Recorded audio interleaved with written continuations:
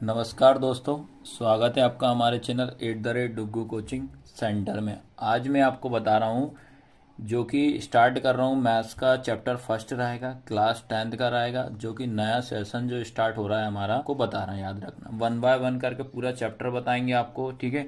लेकिन चैप्टर बताने से पहले इस बार हमने सोचा है कि पहले बच्चों को हम पहले इंट्रोडक्शन बताएं, ठीक है। इंट्रोडक्शन बताने से ये बेनिफिट हो जाएगा कि बच्चों को ये समझ में आ जाएगा कि यार हमें इसमें क्या पढ़ना है क्या नहीं पढ़ना है। क्योंकि इस बार क्या हुआ था, ऑब्जेक्टिव वगैरह बने थे तो वो चैप्टर के इंट्रोडक्शन से ही बने थे। याद रखेंगे, जिनने आपका पहले जो बच्चों ने अगर बेसिक पढ़ा होगा उन्हीं को सबसे ज़्यादा ऑब्जेक्टिव बनोगे। अगर जिनने डायरेक्ट डायरेक्ट अगर पढ़ाई करी होगी उनको नहीं बनेगा, याद रखना। तो इसको जो भी नए बच्चे हैं इस साल के, अगर वो देख रहे हैं तो बेटा आपको सब्सक्राइब जरूर करना है।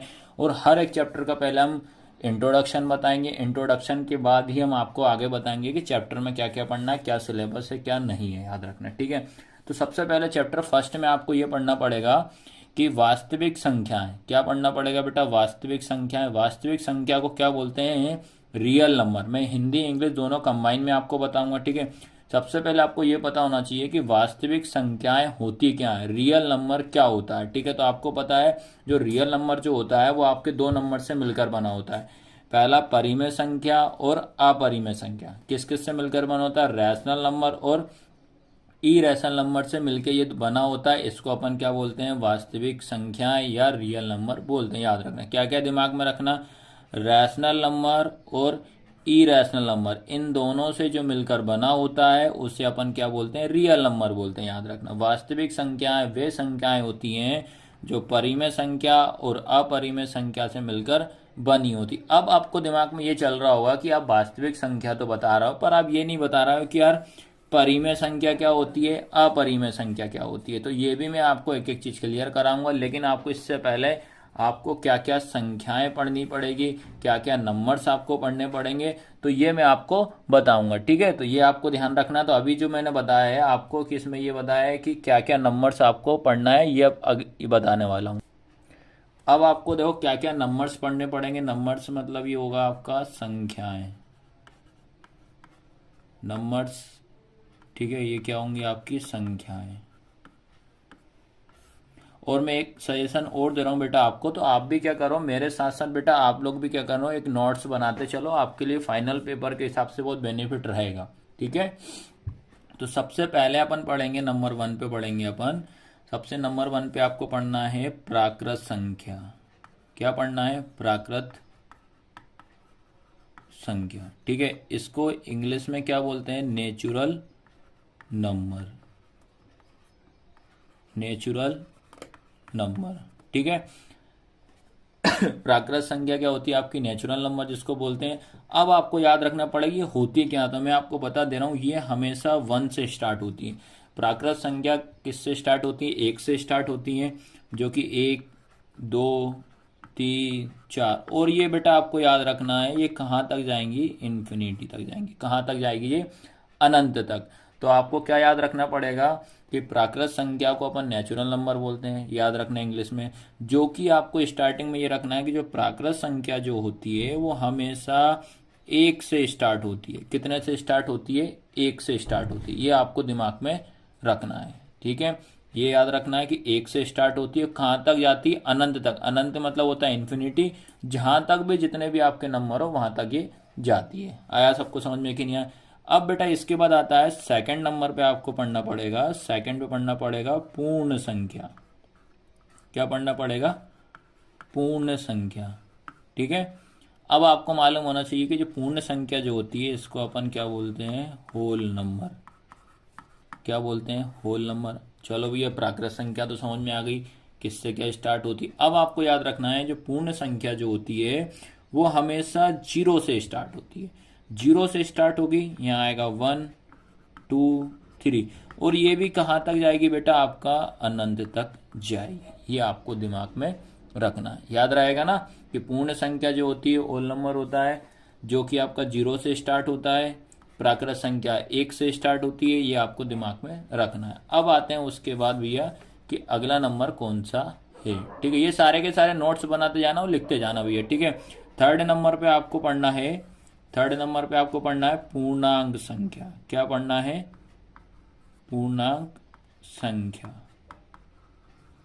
ठीक है, पूर्णांक संख्या क्या होती है आपकी? इंटीजर। क्या होता है? इंटीजर। अब आपको याद रखना है जो इंटीजर क्या होता है, मतलब पूर्णांक संख्या क्या होती है, ये आपको सिंपल तरीके से बता दे रहा हूं। पूर्णांक संख्या क्या होती है, यहाँ पे आपका 0 होता है, ठीक है। इसके बाद इसमें आपका 1 होता है, ये 2 होता है, ये 3 होता है, ये 4, और ये भी आपका याद रखना कहाँ तक जाता है? अनंत तक जाता है। पर आपको याद रखना पड़ेगा ये यहाँ पे सब क्या होते हैं? नंबर प्लस में होते हैं, ये सारे नंबर आपके प्लस में होते हैं। इस साइड में यहाँ -1, -2, -3, -4, तो ये भी आपके कहाँ तक जाते हैं बेटा? अनंत तक जाते हैं। आया सभी को समझ में कि नहीं आया? तो वे संख्याएं याद रखना है जो आपके हाफ में क्या होता है? नेगेटिव होता है, और इस साइड में क्या होता है? पॉजिटिव होती है। ठीक है, कि पूर्णांक संख्याएं वे संख्याएं होती हैं जो याद रखना ऋणात्मक और धनात्मक से मिलकर जो संख्याएं बनती हैं उसको अपन क्या बोलते हैं? पूर्णांक संख्याएं बोलते हैं, जो कि आपका क्या होता है? इंटीजर, नेगेटिव और पॉजिटिव। आया सबको समझ में? तो ये बेटा आपको याद रखना है, ये लिखते जरूर जाना साथ साथ में।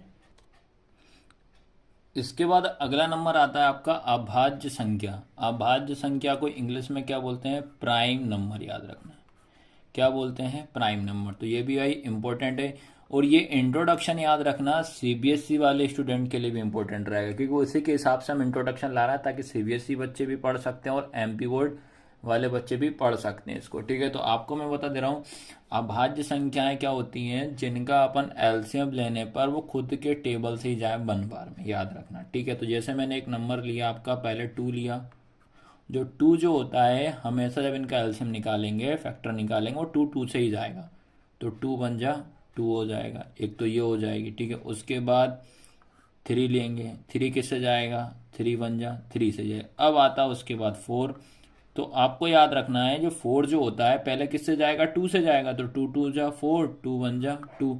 तो ये 4 का होता है 4 के टेबल से जाना चाहिए, अगर 4 4 के टेबल से तो नहीं जाता है, तो ये किससे जाएगा? 2 से, तो ये हमारा प्राइम नंबर नहीं होगा 4। ठीक है, उसके बाद आ जाओ बेटा 5, 5 5 से ही जाएगा, 5 बन जा 5।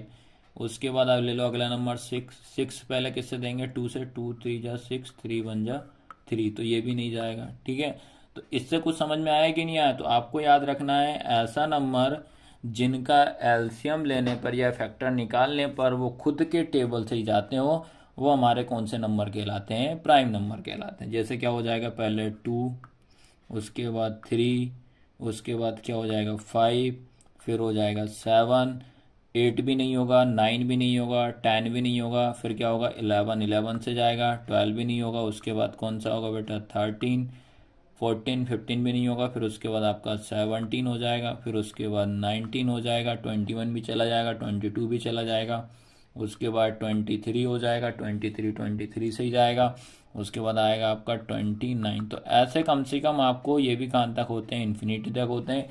कम से कम आपको 50 तक, तो मतलब 1 to 50 तक आपको याद कर लेना चाहिए कि 1 से लेके 50 तक कितने प्राइम नंबर होते हैं। ऑब्जेक्टिव वगैरह में कभी कभी पूछ लेता है 1 to 50 के बीच में कितने प्राइम नंबर होते हैं, या पूछ लेगा 1 से लेकर 15 के बीच में कितने प्राइम नंबर का सम कितना होता है, मतलब सम मतलब योग, तो उनको आपको जोड़ के निकालना पड़ेगा। तो ये नंबर होते हैं, याद रखना, याद रहेगा ना?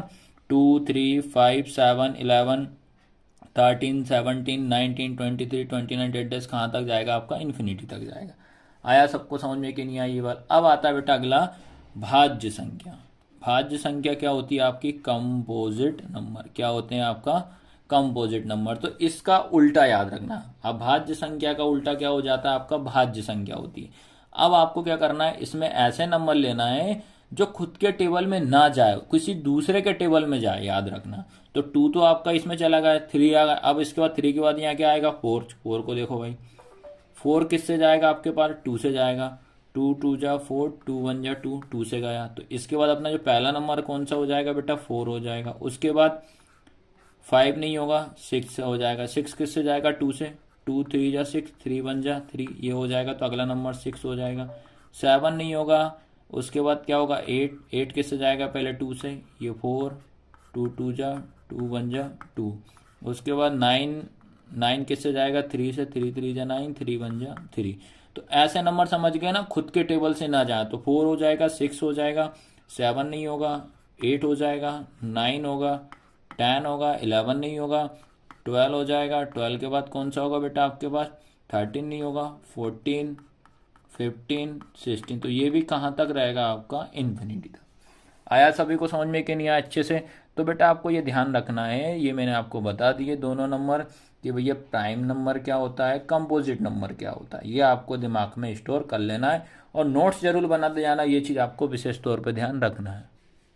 अब बेटा इसके बाद आता है आपका सह अभाज्य संख्या। क्या है? सह अभाज्य संख्या, जिसको बोलते हैं को प्राइम नंबर। को प्राइम नंबर, को प्राइम नंबर। देखो हिंदी में समझ में नहीं आ रहा, पर इंग्लिश में ये समझ में आ रहा है कि सह मतलब क्या होता है? को। तो ये हो जाएगा आपका को मतलब कंपोजिट। को मतलब क्या हो जाएगा? कंपोजिट। प्राइम का नंबर समझ में आया? तो ये याद रखना, दो नंबर से मिलकर बना होता है। सह अभाज्य देखो हिंदी में तो समझ में नहीं आ रहा, पर इंग्लिश में आ रहा है।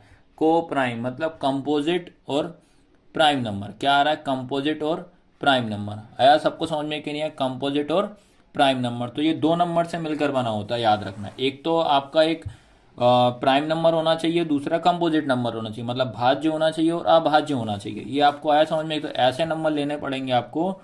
जैसे मैंने एग्जाम्पल के तौर पर लिया, एक 4 ले लूंगा, एक ले लिया मैंने 5। मतलब दो नंबर से मिलकर होता है। सहभाज्य संख्या क्या होती है कि जो दो नंबर से मिलकर बना होता है।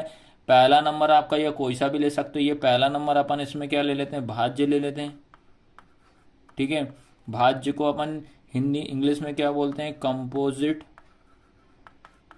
ठीक है, और जो 5 हमारा कौन सा नंबर है? प्राइम नंबर है। याद रखना कौन सा नंबर है? प्राइम। प्राइम नंबर मतलब क्या होता है? अभाज्य संख्या। आया कुछ समझ में कि नहीं आया?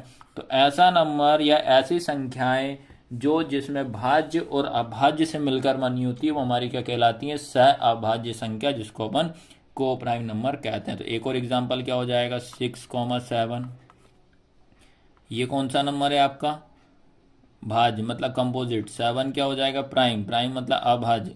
एक और नंबर ले लो, एक 10 हो जाएगा, दूसरा कौन सा हो जाएगा? 11। और बताओ भैया, एक अपन 12 ले लेते हैं, एक अपन 13 ले लेते हैं। आया सबको समझ में कि नहीं आया?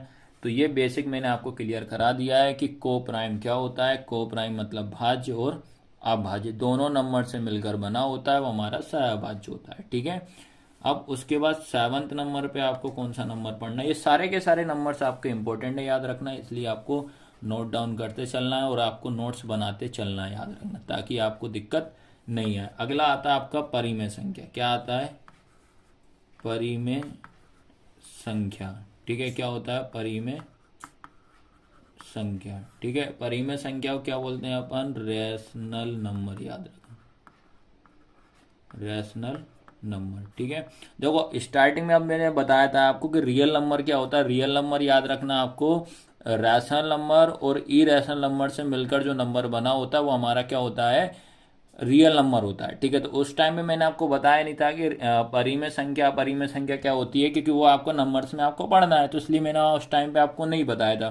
तो यहाँ मैं आपको क्लियर करा दे रहा हूँ कि परिमेय संख्या क्या होती है। तो आपको याद रखना है, परिमेय संख्या हमेशा बटे में या अपोन में होती है, याद रखना, जिसको अपन क्या बोलते हैं?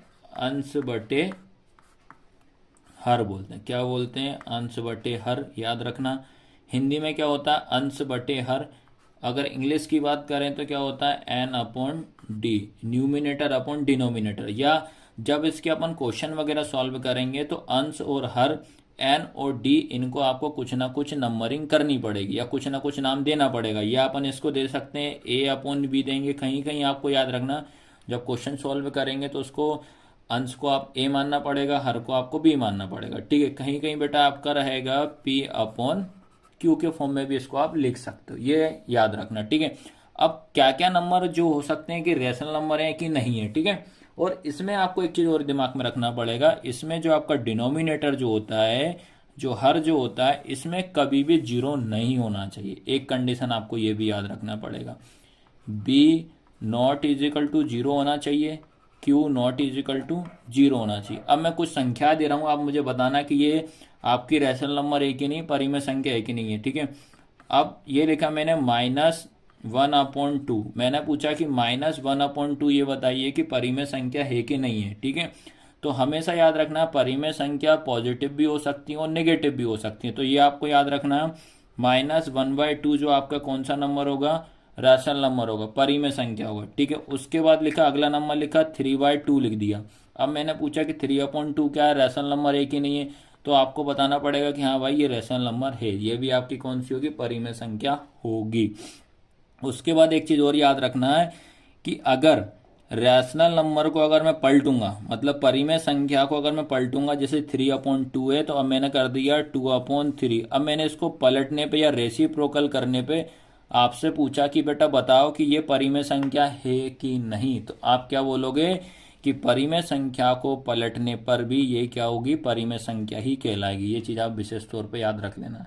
जैसे लिखा 3/2, इसका मैंने रेसिप्रोकल मतलब पलट दिया, 2/3 कर दिया। फिर मैंने पूछा आपसे है कि नहीं है, तो आप क्या बोलोगे, ये है, ठीक है। लेकिन एक कंडीशन आपको नोट डाउन करके इसको लिख लेना भैया, ये मोस्ट IMP है, ये ध्यान रखना कि परिमेय संख्या में अपन यहाँ पे मिस्टेक जरूर करते हैं, याद रखना, ठीक है। तो आप क्या मिस्टेक करते हो इसमें बता दे रहा हूँ। जैसे मैंने लिखा 0/1 लिख दिया, क्या लिखा मैंने, 0/1। अब आपसे मैंने पूछा कि बेटा बताओ कि 0/1 परिमेय संख्या है कि नहीं है, तो आप क्या बोलोगे, हाँ भाई ये परिमेय संख्या है। क्यों है, क्योंकि इसमें जो आपका डिनोमिनेटर मतलब जो हर जो होता है कभी 0 नहीं होना चाहिए, क्योंकि 1 है भाई, 0/1 है तो 1 तो आपका 0 नहीं है, तो ये आपका क्या कहलाएगी, ये आपकी परिमेय संख्या मतलब रेशनल नंबर होगा। लेकिन अगर मैं इसका रेसिप्रोकल करता हूं, मतलब इसको पलटाता हूं, ये लिख दिया 1/0। अब बताओ, तो आपको याद रखना है जब 0/1 का जब मैं पलटूंगा या रेसिप्रोकल करूंगा तो 1/0 हो जाएगा। तो 1/0 आपका रैशनल नंबर नहीं होगा, ये आपको ध्यान रखना है। नहीं तो आप सोचो कि इधर 3/2 का रेसिप्रोकल करा तो 2/3 आ गया तो रैशनल नंबर हो गई, लेकिन 0/1 है, इसको मैं रेसिप्रोकल करूंगा तो 1/0 आएगा, तो ये आपका परिमेय संख्या नहीं कहलाएगी। ये आपको विशेष तौर पर याद रखना है, ठीक है। आया सबको समझ में कि नहीं आई ये नंबर्स। अब इसके बाद अगला आता है आपका अपरिमेय संख्या, जिसको बोलते हैं अपन इरेशनल नंबर, ठीक है। परिमेय संख्या कॉन्सेप्ट आप क्लियर समझ में आ गया होगा। अब पढ़ते हैं बेटा अपरिमेय संख्या। याद रखना कौन सा नंबर है, अपरिमेय संख्या। तो अपरिमेय संख्या ऐसे नंबर होते हैं जिनका स्क्वायर नहीं निकले, रूट ना निकले। जैसे √2 है, √2 किसी का होता है नहीं, तो ये हो जाएगा। उसके बाद √3 लिखा, ये भी नहीं निकलेगा। अब लिख दिया मैंने √4 लिख दिया, तो भैया √4 जो होता है किसका होता है, 2 का होता है, तो ये नहीं होगी। उसके बाद √5, √6, ये भी ब्रेक हो जाएगा, ठीक है। तो आपको याद रखना है ऐसे नंबर जिनका अपन को एलसीएम ना निकाले, एलसीएम अपन जाए इनका रूट ना निकले, तो ये आपको याद रखना पड़ेगा। तो कौन कौन से हो जाएंगे, √2 हो जाएगा, √3 हो जाएगा, √5 हो जाएगा, √7 हो जाएगा, √11 हो जाएगा। और इससे प्रूफ दैट वाला एक क्वेश्चन आपका 101% आता ही आता है, चाहे वो CBSE क्लास के बच्चे हो, चाहे वो MP बोर्ड हो, चाहे NCERT पैटर्न हो, सभी के लिए एक प्रूफ दैट वाला क्वेश्चन अपरिमेय संख्या से इरेशनल नंबर से 101% आता ही आता है। ये आपको याद रखना है, ठीक है। अब उसके बाद आपको याद रखना है 2 नंबर्स और पढ़ लो भैया, ये भी इंपॉर्टेंट है आपको, ठीक है। तो दोनों को मैं आपको इधर एक साथ बता दे रहा हूँ ताकि किसी तरह का डाउट ना हो, ठीक है। 9th वाला आपको पढ़ना है, आपको सम संख्या, ठीक है। इसमें 10th नंबर पढ़ने पड़ेंगे क्या, विषम संख्या, ठीक है। भाई ये सब जो नोट्स बनाने में भैया बच्चे बहुत टाइम लगता है, आपको तो लगता है कि नहीं यार ये तो कट कॉपी पेस्ट, बहुत मेहनत लगती है, इधर उधर से छाटना पड़ता है सारी चीज़ें, ठीक है। सम संख्या होगी और ये विषम, ये होगा आपका इवन नंबर, ठीक है। इवन नंबर ये क्या हो जाएगा आपका ओड नंबर, ठीक है। इवन नंबर और ओड नंबर। तो इवन नंबर आपको याद रखना है सबसे पहले सम संख्या क्या होती है जो 2 के टेबल में आती है, 2, 4, 6, 8, 10, ये रेडियस जाएगा, याद रखना, ठीक है। 2, 4, 6, 8 और ये भी कहाँ तक रहेंगे आपके, इन्फिनिटी तक रहेंगे। उसके बाद ओड नंबर याद रखना 1, 3, 5, 7, ये भी कहाँ तक जाएंगे बेटा, अनंत तक, याद रखना। जो 2 के टेबल में जाए वो आपकी सम संख्या होती है, जो 2 के टेबल में ना जाए वो आपका कौन सी हो जाएगी, विषम मतलब ओड नंबर हो जाएंगे। तो इस तरीके से मैंने आपको सारे के सारे पूरे के पूरे जितने भी नंबर्स थे मैंने आपको बता दिए बेटा, याद रखना। अब इसके बाद क्या इंपॉर्टेंट टॉपिक है, क्या है वो आपके लिए ज़रूरी, वो मैं बता रहा हूँ। इसके बाद याद रखना बेटा आपको कौन सी थ्योरम क्या पढ़ना पड़ेगा। इसके बाद आपको पता होना चाहिए कि अंक गणित की आधारभूत प्रमेय क्या होता है। क्या है अंक गणित की आधारभूत प्रमेय, जिसको इंग्लिश में क्या बोलते हैं, the fundamental theorem of arithmetic. याद रखना the fundamental theorem of arithmetic, ये टॉपिक आपका नई वाली बुक में आया हुआ है, याद रखना। तो जो जो टॉपिक इस साल आ रहा है 2024 और 25 के लिए, वही मैं आपको बता रहा हूँ, ठीक है। तो पहले मैं आपको हिंदी में समझा दे रहा हूँ, फिर उसके बाद इंग्लिश में भी पूरा एक्सप्लेन कर दूंगा। तो हिंदी में इसकी परिभाषा क्या होगी, किसी भी प्राकृत संख्या को उसके अभाज्य गुणनखंडों के एक गुणनफल के रूप में लिखा जा सकता है। याद रखना जैसे क्या बोल रहा है, कोई भी एक प्राकृत संख्या होगी। क्या बोल रहा है, एक प्राकृत संख्या, समझ गया। देखो अभी मैंने रिसेंट में पढ़ा कि प्राकृत संख्या क्या होती है। उसके बाद प्राइम नंबर मतलब अभाज्य संख्या क्या बोलते हैं अपन, प्राइम नंबर बोला जाता है। गुणनखंड मतलब होता है फैक्टर, उनके रूप में लिखा जा सकता है, ये बता रहा है। जैसे क्या लिखा अपन ने, 2 लिखा है, ठीक है। जैसे ये 2 लिख गया, 2 इक्वल टू 2 के जब मैं फैक्टर निकालूंगा, जैसे मान लो ये 2 लिखा है भाई, इसका जब मैं एलसीएम लूंगा ये ऐसा, तो 2 बन जा क्या हो जाएगा, 2 ही हो जाएगा, ठीक है। तो इसका 2 ही फैक्टर आया। उसके बाद जैसे मैंने क्या करा, 4 लिया, 4 को ब्रेक करूंगा, 2 2 जा 2, 2 बन जा 2 हो जाएगा, 2 2 जा कितना हो जाएगा, 4 हो जाएगा, 2 बन जा 2 हो जाएगा। तो इसका फैक्टर क्या हो जाएंगे, 2 इंटू 2। तो मतलब इनका कहने का यही है कि अंक गणित की आधार प्रमेय का थ्योरम का मतलब ये, प्रमेय का मतलब ये कि जो भी आपका 4 जो लिखा है, इसके अपन को क्या करना है, इस फैक्टर के रूप में आपको इस तरीके से लिखना है, याद रखना। जैसे 253, इसको अपन इस तरीके से लिख सकते हैं, ठीक है। आया समझ में कि नहीं। अब इंग्लिश में देख लो आप, फिर मैं एग्जाम्पल के तौर पे भी आपको समझा दूंगा, याद रखना, ठीक है। इंग्लिश में क्या लिखा है, एनी नेचुरल नंबर, कोई भी नेचुरल नंबर है, can be written as a product of its prime factor. याद रखना एनी नेचुरल नंबर, कोई भी आपका नेचुरल नंबर मतलब कोई भी प्राकृत संख्या है, कैन बी रिटर्न मतलब उसको हम लिख सकते हैं product of its prime factor के रूप में, हम इसको क्या कर सकते हैं, लिख सकते हैं। ये आपको ध्यान रखना है। अब जो रहेगा आपका अंक गणित की आधारभूत प्रमेय, फंडामेंटल थ्योरम को किस तरीके से क्वेश्चन पूछता है मैं बता रहा हूँ। देखो क्या लिखा है, product of its prime factor या प्राइम फैक्टराइजेशन। याद रखना क्या लिखा, प्राइम फैक्टर या प्राइम फैक्टराइजेशन, जो कि हिंदी में कैसे पूछेगा, अभाज्य गुणनखंड के गुणनफल के रूप में व्यक्त कीजिए। याद रखना अभाज्य गुणनखंड के गुणनफल के रूप में आपको इसमें व्यक्त करना है। तो एक एग्जाम्पल के तौर पे एक मैं नंबर ले रहा हूँ, कौन सा ले रहा हूँ, 100। क्या ले रहा हूँ, 100, ठीक है। तो इसको किस तरीके से आपको एग्जाम में लिखना याद रखना, ये अगर ये पूरा लाइन लिखी रहेगी उसमें कोई दिक्कत नहीं, क्वेश्चन में पूरा गिवन रहेगी, इसको इस तरीके से आप लिखिए, ठीक है। तो 100 रहेगा, इसको आप इसके फैक्टर निकालेंगे, पहले 2 से देंगे, तो 2 5 जा 10, 0 का 0, फिर 2 से 2 2 जा 4, एक इधर का है, 2 5 जा 10, फिर 25 5 से जाएगा, ये हो जाएगा आपका, ठीक है। सबसे पहले आपको याद रखना, जब भी इसका क्वेश्चन आता है फंडामेंटल थ्योरम का, अंक गणित की आधारभूत प्रमेय का, तो आपको सबसे पहले इस तरीके से आपको एलसीएम निकालना है। एलसीएम निकालने के बाद बेटा आपको क्या करना पड़ेगा, इस तरीके से ब्रेक करना पड़ेगा, 2 इंटू 2 इंटू 5 इंटू 5, ठीक है। अब देखना पड़ेगा ये 2 कितनी बार आ रहा है, 5 कितनी बार, तो इसको आपको ऐसा लिखना पड़ेगा, 2 की पावर 2 इंटू 5 की पावर 2। तो इस तरीके से ये आपका आंसर कहलाएगा। तो ये होती है आपकी, याद रखना, फंडामेंटल थ्योरम। याद रखना फंडामेंटल थ्योरम ऑफ अर्थमेटिक, अभाज्य संख्या को किस तरीके से अपन को गुणनफल के रूप में लिखना है, तो इसका क्वेश्चन भी आपको आता ही आता है। तो ये होगा बेसिक, बाकी मैं एक्सरसाइज भी आपको जरूर कराऊंगा।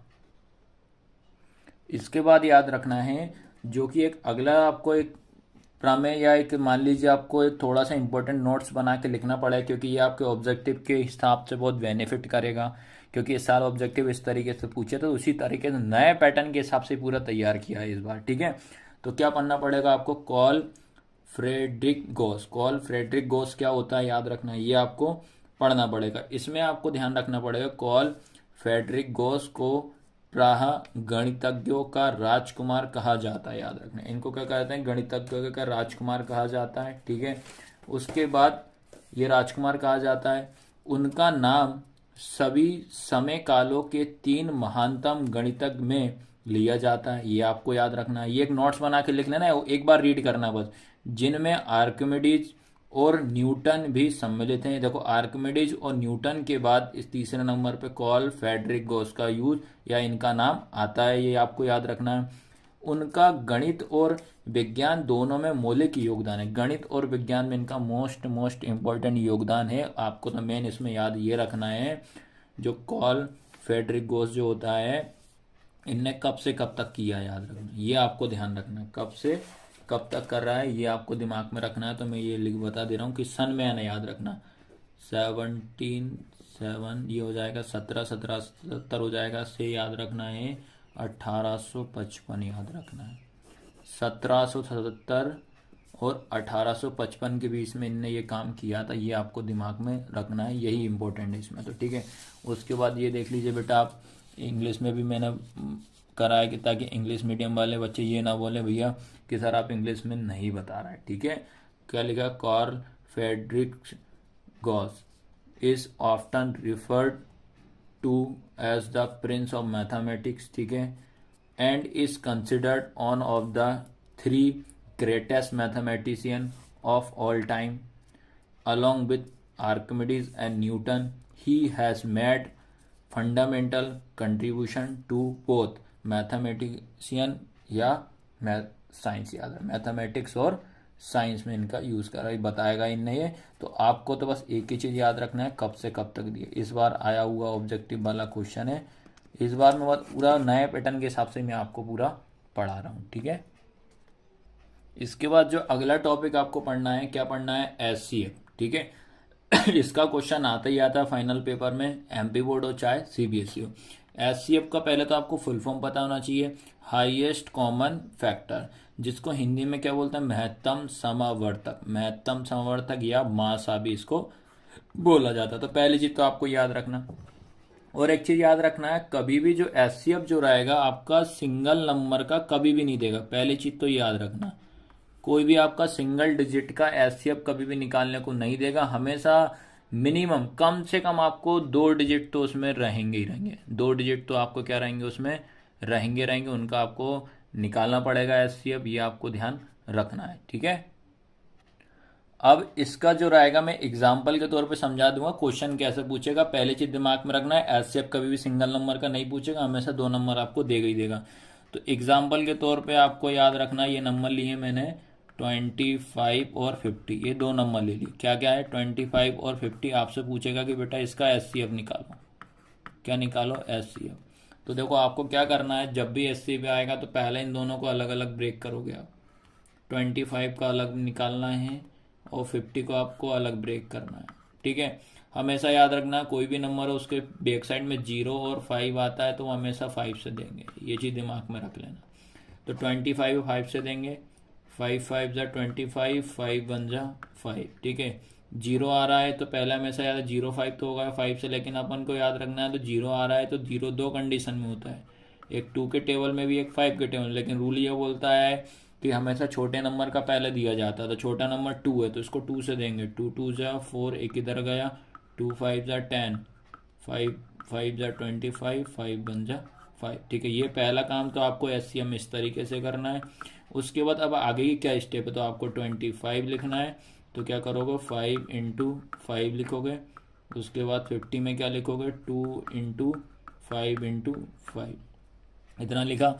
उसके बाद आपको ध्यान रखना है कि दोनों में कौन सा नंबर सेम दिख रहा है, तो ये इधर से देखो ये 5 दिख रहा है, इसको ऐसे कर दें, इधर से ये 5 दिख रहा है। ठीक है, अब आपको क्या करना है, इन दोनों के जो पेयर रहते हैं उसको एक बार लिखेंगे, तो ये 5 का 5 लिख दिया, इसका पेयर बना दिया, फिर इंटू, फिर ये इसका पेयर बना दिया इंटू। ठीक है, फिर आप इन दोनों का मल्टीप्लाई कर दो, 5 5 से कितना हो जाएगा, 25 हो जाएगा, तो इसका आंसर कितना हो जाएगा, 25। और एचसीएफ में आपको मैं बता देना, अगर मान लो एचसीएफ चेक करना है कि हमारा आंसर 25 सही है कि नहीं, तो आपको याद रखना है 25 के टेबल में 25 आता है, हाँ भाई आता है, 25 के टेबल में 50 आता है, हाँ भाई आता है।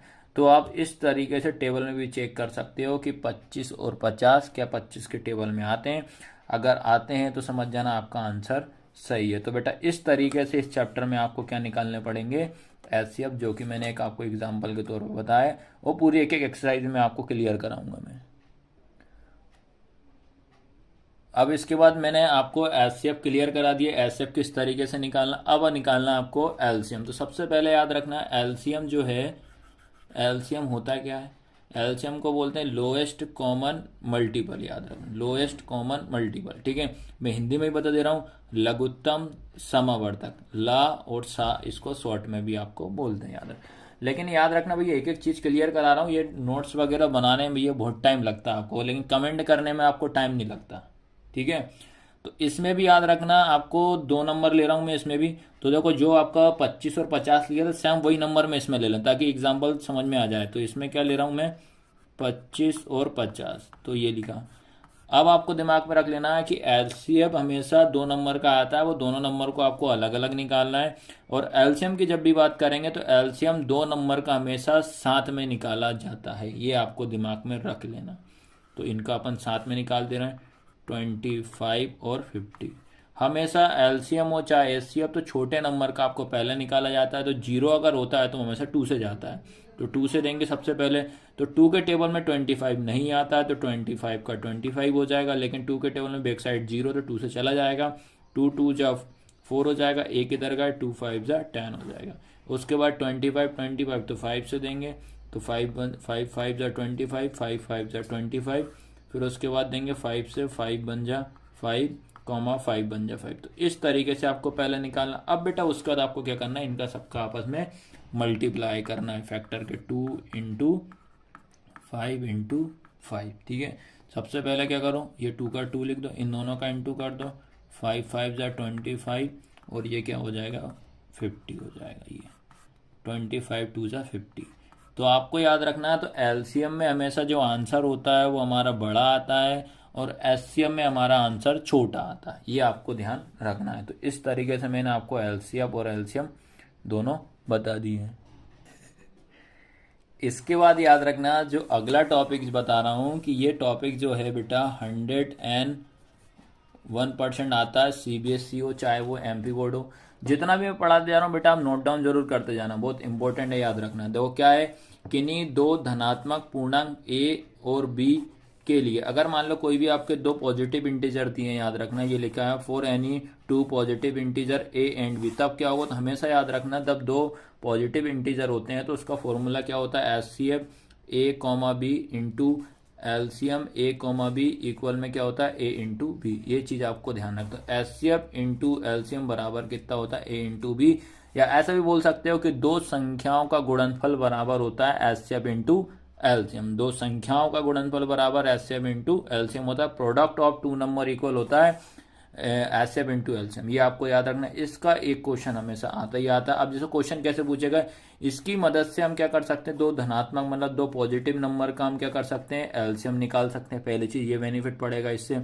फिर इसकी मदद से हम क्या कर सकते हैं, एचसीएफ भी निकाल सकते हैं, याद रखना। तो इससे आपको याद रखना है एलसीएम भी निकाल सकते हो आप, एचसीएफ भी निकाल सकते हो, ठीक है। तो इसका जो क्वेश्चन जो रहेगा, देखो आपको एक क्वेश्चन भी मैं करा दे रहा हूँ। तो आपको देखो इंग्लिश में लिखा तो एचसीएफ ए कॉमा बी इंटू एलसीएम ए कॉमा बी इक्वल कितना है, इंटू भी लिखा है। अब आपको क्वेश्चन में ये लिख दिया है, क्वेश्चन में लिखा है कि यार आपसे बोल दिया कि एचसीएफ आपका कितना लिखा है 20, और बोलता है कि 2 नंबर है आपके पास, 2 नंबर है क्या, ए इंटू भी कितना लिखा है 2। बोलता है कि एलसीएम फाइंड करो, तो आप इससे यूज कर सकते हो। इनके सारे क्वेश्चन में कराऊंगा, याद रखना। अभी तो मैं आपको ओनली बेसिक बेसिक बता रहा हूँ। या ऐसे भी बोल सकता है, आपको बोल दिया है कि भैया एलसीएम आपको दे दिया है 10, और बोलता है कि एचसीएफ फाइंड करो, और 2 नंबर का जो प्रोडक्ट करने पे कितना आ रहा है आपको याद रखना, प्रोडक्ट करने पे ये 5 दे रहा है, तो बोलता है कि एचसीएफ फाइंड करो। तो आपका इसका यूज करना पड़ेगा। तो इसका यूज कैसे करना पड़ेगा, देखो ये लिखा है एचसीएफ, तो बेटा एचसीएफ को आपको यहाँ पे एचसीएफ ही लिखना है, इंटू एलसीएम की जगह पे क्या लिख देना, 10 लिख देना, इंटू दोनों का मल्टीप्लाई करने पे कितना आ रहा है आपका 5। तो मैंने बताया जिसका मान निकाल दें, जिसकी वैल्यू निकालते हैं वो अपनी प्लेस पर रहता है, इंटू का इसके अपॉन में चला जाएगा। तो इस तरीके से ये क्वेश्चन को आपको करना है, और इसका भी सीबीएसई वाले बच्चों को 101% क्वेश्चन इसके आते हैं। तो इस बार भैया मैं सीबीएसई के अलग क्वेश्चन कराऊंगा और एनसीईआरटी के अलग कराऊंगा, ये बेनिफिट रहेगा आपको, आराम से इसमें आप समझ सकते हो, ठीक है। अब बेटा जो रहेगा यहाँ से जो फर्स्ट चैप्टर जो है, ठीक है, फर्स्ट चैप्टर का ये लास्ट टॉपिक बता रहा हूँ। ये सारे के सारे क्वेश्चन जितने भी बताए, जितने इंपॉर्टेंट मैंने बताए, सारे एक नोट्स बना के अपनी कॉपी में नोट डाउन कर लेना। ठीक है, ताकि आपको बार बार पेज पलटाने की जरूरत ना पड़े, ना बार बार वीडियो देखने की जरूरत आपको पड़ेगी। ठीक है, तो ये लास्ट टॉपिक है। इसका क्वेश्चन सीबीएसई वाले बच्चों को 3 से 4 मार्क्स का क्वेश्चन इसका आता है। बनी आप रिसेंट वाला पेपर जो भी दिया हुआ है वो आप चेक कर लेना। ठीक है, तो क्या है भैया, क्वेश्चन किस तरीके से आता है, अपरिमेय संख्या को आपको सिद्ध करना रहेगा, या अपरिमेय को सिद्ध कर, ऐसा क्वेश्चन डायरेक्ट पूछेगा। प्रूव दैट इरेशनल नंबर, तो सबसे पहला जैसे ही क्वेश्चन अगर आता है इरेशनल नंबर वाला, तो मैंने सारे नंबर बता दिए कि भैया इरेशनल नंबर क्या होता है, रैशनल नंबर क्या होता है, इवन नंबर क्या होता है, ओड नंबर क्या होता है। सारे नंबर पहले आप अच्छे से पढ़ लेना, तब जाके ये पूरा क्लियर होगा, क्योंकि पहली क्लास हमने नंबर वाली पहले पढ़ा दिया आपको। तो इसमें आपको बताया था मैंने इरेशनल नंबर क्या होता है, √2, √3, √5, √7, √11। तो ऐसे नंबर जिनका याद रखना, जो खुद के टेबल से इनका एलसीएम निकलता हो, याद रखना वो इरेशनल नंबर। जैसे अगर मैंने रूट का अगर 4 लिख दिया तो भैया वो तो 2 हो जाएगा, तो ये इरेशनल नंबर नहीं होगा, याद रखना। तो ये आपके सारे नंबर कौन से होते हैं, इरेशनल नंबर। तो प्रूफ दैट वाले में याद रखना आपको क्वेश्चन करना किस तरीके से, तो हमेशा याद रखना ये लाइन आपको याद रखना पड़ेगा। हालांकि मैं समझा दे रहा हूँ, याद रखना। पहले आप क्या लिखोगे, सपोज मतलब माना कि आपका जो इरेशनल नंबर है, पहले हम उसको किस में बदलेंगे, रैशनल नंबर में। इरेशनल नंबर को आपको रैशनल नंबर में कन्वर्ट करेंगे। ठीक है, ठीक है, रैशनल नंबर में कन्वर्ट कर दिया। अब तुरंत दिमाग में आना चाहिए, रैशनल मतलब इरेशनल नंबर को रैशनल में तो बदल दिया, तो रैशनल में जैसे ही बदलेंगे तो रैशनल नंबर पता होना चाहिए। तो भाई रैशनल नंबर क्या होता है, PY/Q, या अंश बटे आर, या N/D, न्यूमिनेटर अपॉन क्या होता है, डिनोमिनेटर, ये आपको पता होना चाहिए। उसके बाद इनको अपन किस एक्सप्रेस किस फॉर्म में कर दिया मैंने, PY/Q के फॉर्म में कर दी। अब आपको ये कंडीशन पता होना चाहिए कि रैशनल नंबर की क्या क्या कंडीशन होती है। तो इसमें बता दे रहा हूँ कि P और Q आपके क्या होते हैं, कि इंटीजर होते हैं। इंटीजर मतलब पूर्णांक संख्या। पूर्णांक संख्या क्या होती है, पॉजिटिव भी हो सकती है और निगेटिव भी हो सकती है, मतलब धनात्मक भी होती है, ऋणात्मक भी होती है। तो परिमेय संख्या की कंडीशन ही वही होती है कि वो आपकी धनात्मक संख्या भी होती है और ऋणात्मक भी होती है, पलटने पर भी आती है। ठीक है, पर इसमें एक चीज याद रखना पड़ेगा, इसमें Q ≠ 0, Q की वैल्यू कभी भी 0 नहीं होना चाहिए, ये आपको विशेष तौर पे याद रखना पड़ेगा। तो ये लाइन मैंने बताई, उसी का मतलब ये √5 जो था ये हमारा कौन सा नंबर था, आपका इरेशनल नंबर था। इसको अपन ने किस में बदल दिया, रैशनल नंबर में बदल दिया। ठीक है, या सभी को समझ में कि नहीं आया। अब जैसे मान लो कि जैसे हिंदी मीडियम वाले बच्चे हैं, उनको कैसे लिखना भैया, हिंदी मीडियम वाले बच्चे क्या लिखेंगे कि माना कि √5 एक परिमेय संख्या है। परिमेय संख्या को हमेशा P/Q के रूप में लिखते हैं, ये लिखना है, जिसमें Q ≠ 0, मतलब Q का मान कभी भी 0 नहीं होना चाहिए, और यहाँ एक पूर्णांक संख्या भी होती है। परिमेय संख्या क्या होती है, पूर्णांक संख्या। तो सिंपल तरीका आपको ये समझ जाओ इस वाले टॉपिक में, कि जैसे भी आपका प्रूफ दैट वाला क्वेश्चन आता है अपरिमेय वाला, इसको हमेशा सबसे पहले आपको परिमेय संख्या में ही बदलना पड़ेगा। पहली चीज मतलब आपको इसको रैशनल नंबर में बदलना पड़ेगा। पहला काम तो आपको ये रहेगा। जैसे ही अपन ने इसको रैशनल नंबर में बदला, तो आपको भैया जो जो रैशनल नंबर मतलब जो जो परिमेय संख्या की कंडीशन हुई सारा लिख दो आप। तो मैं तो ये बता रहा हूँ कि भैया परिमेय संख्या जो होती है P/Q होती है, फिर उसके बाद जिसमें Q ≠ 0 होता है, परिमेय संख्या हमारी इंटीजर होती है, सब लिख दो आप। तो इस तरीके से आपको करना है। तो जो कि मैंने 2024 और 25 के हिसाब से पूरा इंट्रोडक्शन लिया, क्या क्या सिलेबस में आए वही लिया है, जो सिलेबस में नहीं है वो नहीं लिया है मैंने, याद रखना। तो जो भी बच्चे आप याद रखना, पहली बार इस चैनल पे आपको सब्सक्राइब करना है, और ये सारी जो क्लास जो वीडियो मैंने बनाई है इसको आपको भैया ज़्यादा से ज़्यादा बच्चों तक शेयर करना है, और एक एक टॉपिक हम बताते जाएंगे। और आपको याद रखना है, इस बार हम RD शर्मा के क्वेश्चन और ओसवाल के क्वेश्चन जरूर कराएंगे चैप्टर वाइज, फर्स्ट चैप्टर से लेके तो लास्ट चैप्टर। तो आपको क्लास कैसी लगी आज की, तो लाइक शेयर सब्सक्राइब जरूर करना है। धन्यवाद।